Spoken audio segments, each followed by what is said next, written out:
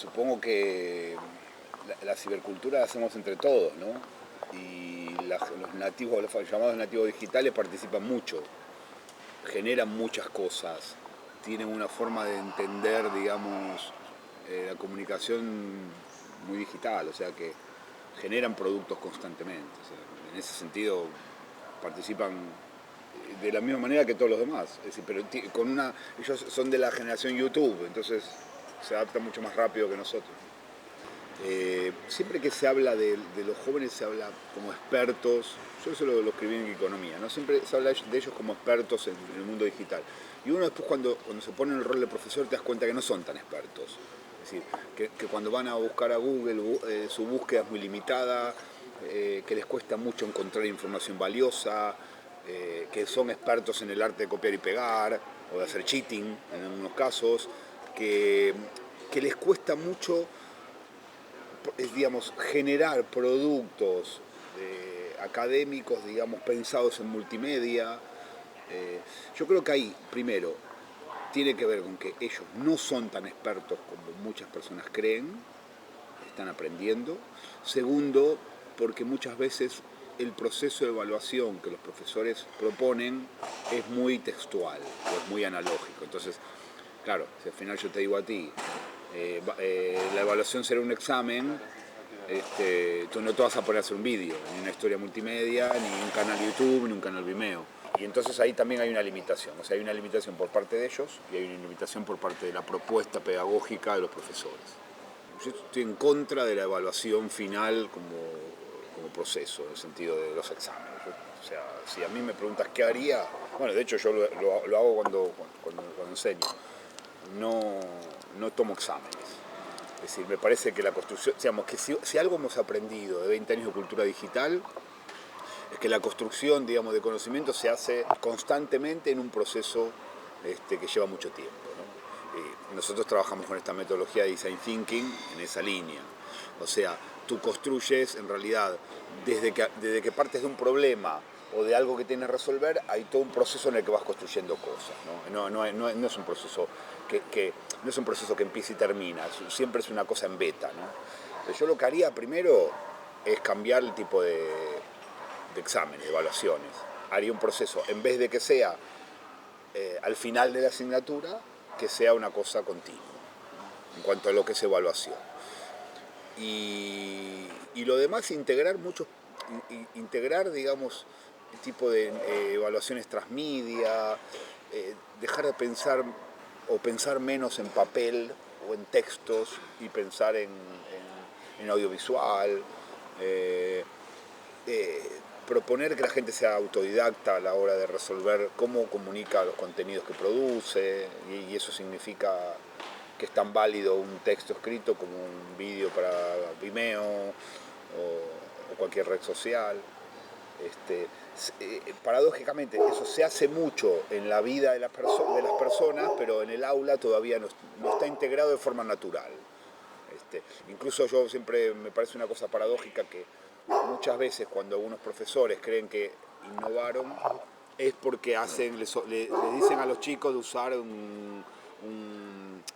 de hacer vídeos en YouTube o generar un canal YouTube. Y eso para mí no sería innovación, sería simplemente una práctica habitual, ¿no? Y cotidiana. La evaluación en un espacio de aprendizaje formal, la evaluación condiciona mucho qué tipo de material produzco yo. O sea, si tú eres mi profesora y si la evaluación que tú me vas a dar a mí condiciona mucho qué tipo de contenido produzco para aprender. Por eso, si tú cambias la evaluación o si cambias el proceso pedagógico, cambias las condiciones para que yo pueda producir más transmedia, pensar más en audiovisual, no pensar un contenido al final del proceso, sino durante todo el proceso, etcétera, etcétera. Por eso la evaluación es tan importante, en un espacio formal de aprendizaje.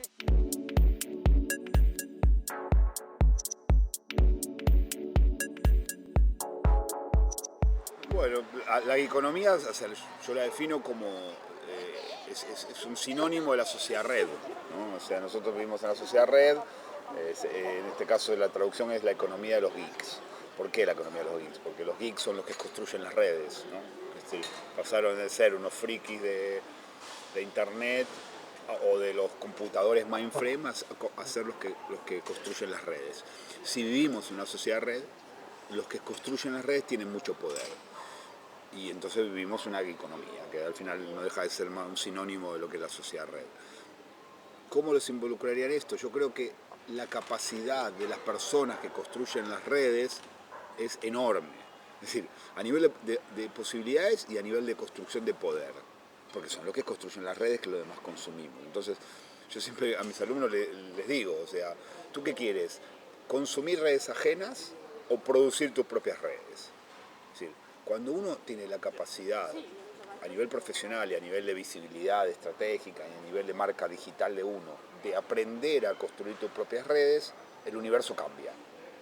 Porque ya no estás atado a las redes que construyen en Silicon Valley, ¿no? Y yo creo que estuve bastante tiempo allí, te das cuenta que al final las personas que tienen la capacidad de construir sus redes y de entender cómo funcionan las redes y de entender cómo uno puede viralizar algo o cómo puede crear opinión pública o cómo puede viralizar o construir o hacer un tipping point, ¿no? de alguna cosa, tienen un poder enorme.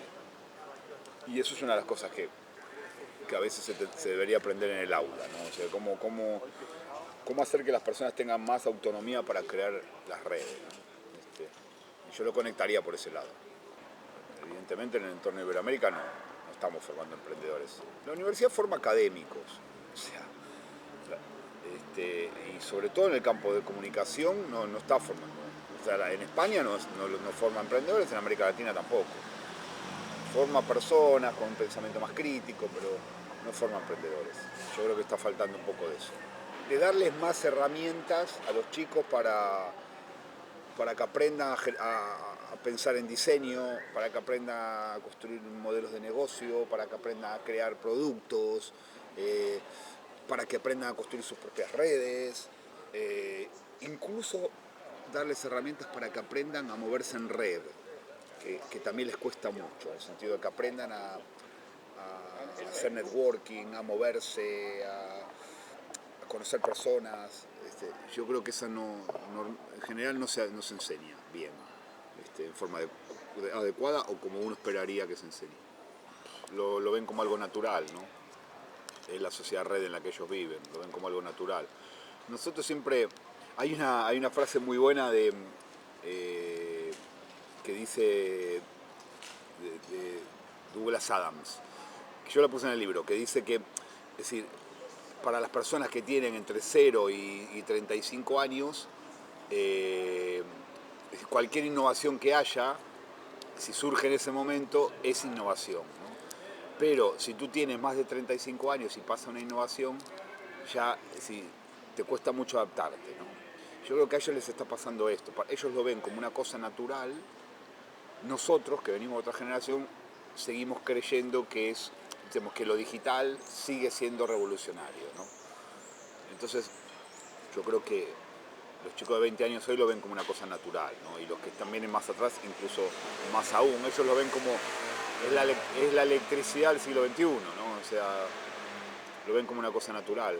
Buscar información en la red, o buscar información en Google, o conectarse de forma tan accesible, lo ven como algo natural, no lo ven como algo valioso. Nosotros lo vemos como algo valioso porque todavía tenemos en el recuerdo que cuando estábamos en la universidad y queríamos investigar, había que ir a la biblioteca, revisar 50 libros, incluso buscar libros que no encontrábamos. Bueno, todo eso ahora desapareció. Entonces lo ven como algo natural. Lo que pasa que quizás lo que le falte es un esfuerzo más grande en buscar información, es decir, lo que se llama information literacy, ¿no? En alfabetización digital, en el sentido de, es decir, buscar información, saber dónde está lo valioso, dónde está el ruido. Todavía creo que le falta eso. Lo ven tan natural que creo que le falta todavía alguno, ¿no? Estoy generalizando, pero creo que le falta un poco esa capacidad. Y uno la ha aprendido un poco mejor. También tiene que ver por defecto profesional, ¿no? Nosotros somos investigadores y todos y nos dedicamos un poco más a eso.